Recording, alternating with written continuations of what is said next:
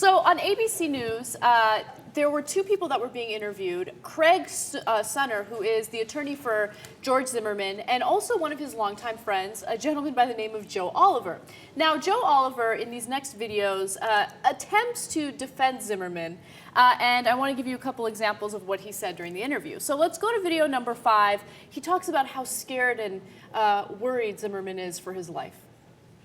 The reason why he was following this suspicious person that he saw was because that neighborhood has had a rash of break-ins. But is that his job as the captain of the neighborhood watch when a dispatcher says you don't need to follow him? I don't know. I've never been a neighborhood watch captain. I do know that George had no intention of taking anybody's life. He cried for days after that happened. He's moved. They've disconnected their phone numbers. They're in hiding. They're fearful. The real victim in this story is not Trayvon Martin, it's Zimmerman. Yeah, he says that people were worried in the area. Well, I don't know, maybe you're talking about the 49 calls that Zimmerman made over the last year to 911 about so-called suspicious activity, mostly on black males. And, you know, he's been crying for days. Okay, you know, one thing he could have done is he could have called Trayvon's parents to say, I'm sorry. Even if you believe Zimmerman's account of the story, where things got out of control, you would figure that he would still be incredibly sorry for how it went down, even if he thinks it's not ultimately his fault. You know, I mean, giving him all the benefit of the doubt. It's not okay to just send out a friend, and who happens to be conveniently black, by the way, to say, oh, well, I was really broken up about how I killed that guy. I don't understand this George Zimmerman, he's the victim campaign that has just been launched in the past few days, right? So you have Oliver coming out making these ridiculous arguments. I don't know if you've received these Twitter messages, but I've received several Twitter messages from people who are like, oh, Trayvon Martin, he really was a threat. They're not releasing recent images of him. He was a scary guy. He was throwing up gang signs, like just making things up.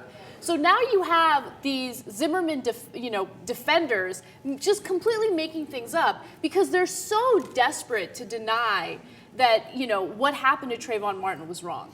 And by the way, he was not captain of the neighborhood watch. He appointed himself to a neighborhood watch that didn't exist. Okay, it's made up in his own head. He was always on the watch, and that's why he called 49 times. He wasn't part of the official neighborhood watch. The guy's a stalker. Now, and then after he does something incredibly stupid, now we're supposed to feel bad for him because he's broken up over it? Well, you should have felt that way, even if it's true, you should have felt that way before you went and shot someone, before you called 49 times on black males on 911. And how many robberies did you break up in all those 49 times? You think we would have heard about it from his lawyer if he was such a hero and had broken up robberies in the past. No, it seems that you were wrong almost every time.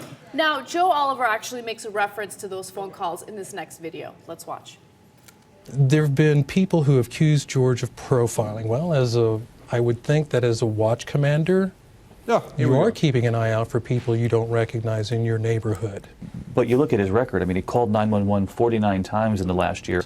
So you've got to wonder, how trained was that eye? But I don't know how many calls he made where they weren't false alarms. I love that circular reasoning. Now, I don't have any case where it turned out to be true, but I don't know how many were false. Oh, I see. Oh, that's pretty good. And again, with the captain of the neighborhood watch, that doesn't exist. And by the way, Zimmerman tried to be a cop. He couldn't make it. This guy, I mean, he's a loser. And so on his spare time, he looks at black people and goes, oh my God, oh, I got another one, I got another one. And then, of course, about the racial epithet, we'll get to that in a second. His excuse for that is outrageous. Absolutely. We'll get to that in a second. But let's go to video number 7 first. He talks about how he thinks he heard George Zimmerman screaming in the 911 call. We can all hear that moment of screaming on the 911 tape. When you hear that? I hear George. I do hear George. Because Trayvon Martin's family has said they hear their teenager. I'm sure they do. At that point, either George or Trayvon was going to die. No, but that doesn't make any sense.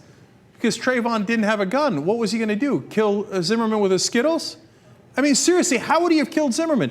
No, how could a 140-pound kid with his bare hands kill a 250-pound guy? Even if he had the upper hand, even if you give Zimmerman every benefit of the doubt, What was he going to, is there any charge that he was even choking him or in any way endangering his life? No, there's no such charge. The one guy had a gun, the other guy did not have a gun. Their lives were not equally in danger, and it is preposterous to say that. I mean, it would be like, honestly, the weight difference is very similar to the weight difference you and I have, right? So yeah. it would be like people making the argument that you were threatened of your life because of me. Like, I came after you, and you were scared. You couldn't defend yourself, so you took out a gun and shot me. And that it was me screaming on the tape. And I'm the guy with the gun the whole time, okay? It's beyond absurd. Now, as to the racial insult, well, that's another doozy. So apparently they say, no. It wasn't Coons that he said. Remember, on the tape, we isolated and we even enhanced it on the current show, played it for you, and he mumbles under his breath, Zimmerman, fucking Coons, okay? Now, what's the word that it's supposed to be, according to his defenders, Anna?